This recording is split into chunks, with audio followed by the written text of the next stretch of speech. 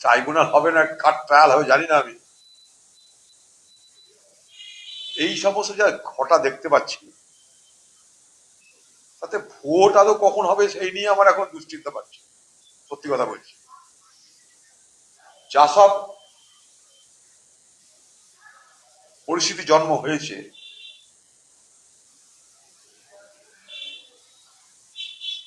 বৈধ ভোটার যদি ভোট দিতে না পারে, নির্বাচন কমিশনের গাফিলতিতে কেন্দ্র, নির্বাচন কমিশন, রাজ্যের এই সংঘাতে কে দায়ী কে অদায়ী বড় কথা নয়। বড় কথা হচ্ছে যে ভারতবর্ষের বৈধ ভোটারের ভোট দেওয়ার অধিকারটা যদি সুরক্ষিত না হয়, তাহলে নির্বাচন করার কি মানে আমার জানা নাই। সেই নির্বাচন অংশগ্রহণ করার কি মানে তাও জানা নাই।